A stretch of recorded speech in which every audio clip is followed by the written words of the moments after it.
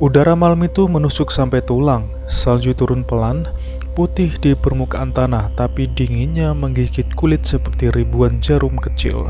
Di antara Britania, di sebuah benteng jauh dari pusat kekuasaan Roma, para prajurit berjaga dengan sisa semangat yang diperas habis oleh perang panjang dan tanah yang tak bersahabat. Mereka tidak tahu bahwa malam itu akan jadi malam terakhir bagi sebagian besar dari mereka. Dari balik gelapnya hutan, kaum Picts datang. Mereka tidak berteriak, tidak memberi tanda, mereka muncul begitu saja, seperti bayangan yang berubah jadi maut. Serangan itu cepat, brutal, dan tak memberi waktu bagi siapapun untuk berpikir. Api menyambar dinding kayu, suara besi bertemu tulang bercampur dengan teriakan dan jeritan. Dalam sekejap, benteng itu bukan lagi tempat perlindungan, melainkan ladang kematian.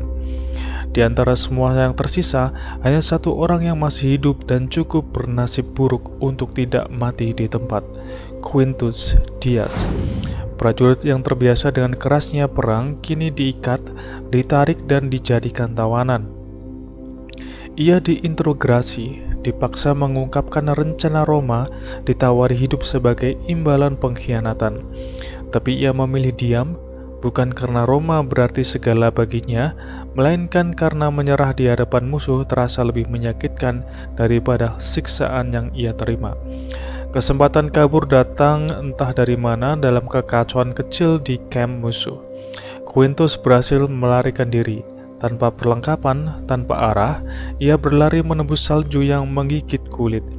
Hanya satu hal, ia harus menjauh sejauh mungkin dari para pengejarnya. Tak lama setelah pelariannya, nasib membawanya bertemu dengan Legiun ke-9, pasukan kebanggaan Roma yang dikirim ke wilayah ini untuk menuntaskan perlawanan kaum Pict. Mereka dipimpin oleh Jenderal Virilius, seorang veteran yang tahu betul bahwa perintah dari atasan seringkali lebih berbahaya daripada senjata musuh. Tapi di medan perang, tugas adalah tugas dan tak ada pilihan selain maju. Pasukan itu dipandu oleh seorang wanita misterius bernama Ethane. Matanya dingin, langkahnya pasti, tidak banyak bicara tetapi dipercaya karena ia mengenal wilayah yang asing bagi orang-orang Roma. Mereka mengikutinya masuk ke hutan yang semakin gelap dan rapat. Jalan semakin sempit, udara semakin berat. Ketegangannya terasa di setiap langkah. Keheningannya yang terlalu panjang biasanya bukan pertanda baik, dan kali ini pun terbukti benar.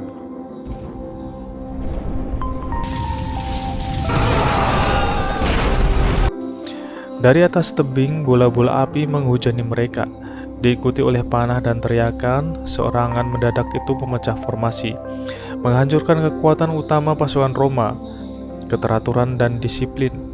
Dalam waktu singkat, pasukan yang disebut sebagai kebanggaan kekaisaran itu runtuh. Jenderal Virilius ditangkap. Sebagian besar prajurit mati, hanya segelintir yang selamat, termasuk Quintus. Saat itu pula terungkap bahwa Ethane bukan sekedar pemandu, melainkan pengkhianat yang mengantar mereka ke perangkap. Quintus dan para prajurit yang tersisa berubah dari tentara yang menjadi buronan. Mereka berjalan jauh menyelinap di antara pepohonan, menahan lapar, haus, dan ketakutan. Setiap langkah terasa berat bukan hanya karena dingin dan lelah, tetapi juga karena mereka tahu kematian terus mengikuti dari belakang.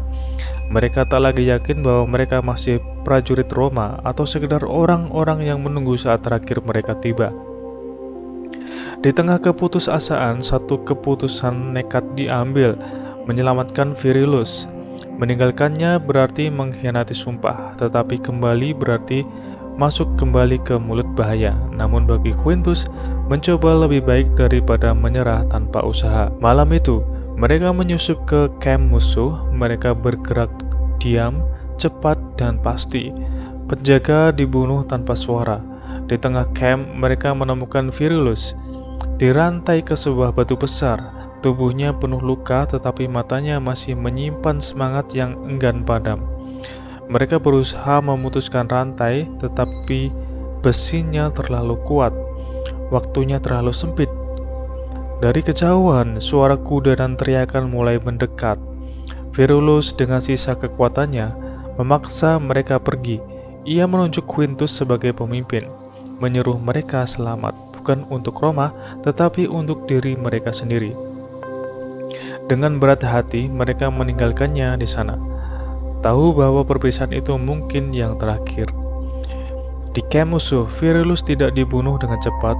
Kepala suku Pik, Corin, yang kehilangan anak di tangan pasukan Roma, memilih balas dendam dengan caranya sendiri. Ia mengatur duel antara Virulus dan Etain. Duel itu tidak adil, dan hasilnya sudah jelas bahkan sebelum perang diayunkan.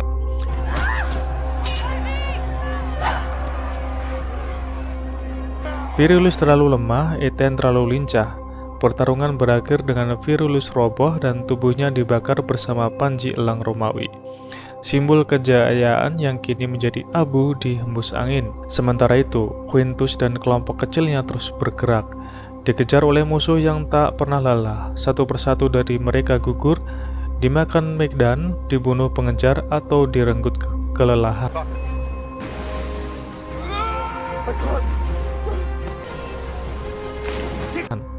Hingga suatu hari di tengah hutan yang dingin dan sunyi, mereka bertemu seorang wanita Pik bernama Arian.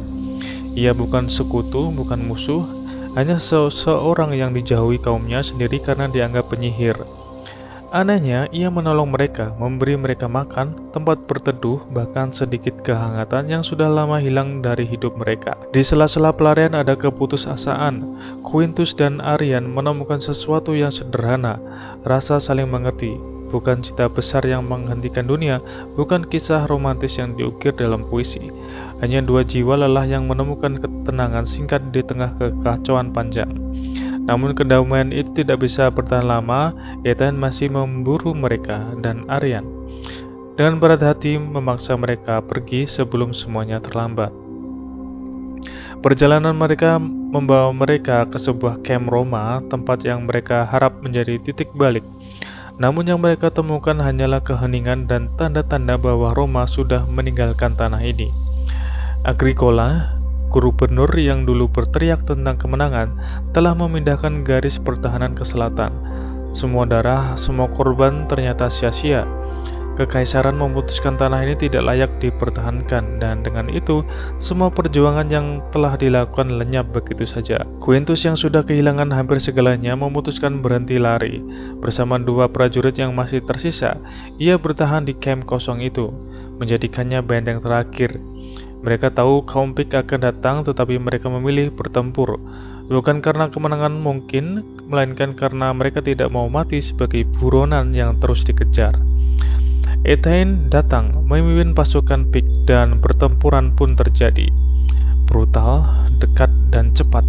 Satu persatu rekannya tewas, tetapi akhirnya Etain pun jatuh, mengakhiri perburuan panjang yang terasa seperti hukuman tanpa akhir. Ketika matahari menyentuh pucuk pepohonan, hanya Quintus yang masih berdiri.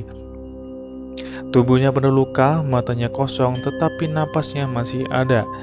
Ia membawa tubuh terakhir rekannya ke garis pertahanan Roma, berharap ada sedikit kehormatan yang tersisa untuk orang-orang yang gugur bersamanya. Namun yang menyambutnya bukan penghormatan, melainkan politik. Agricola sudah memutuskan Legiun ke-9 tidak boleh disebut lagi.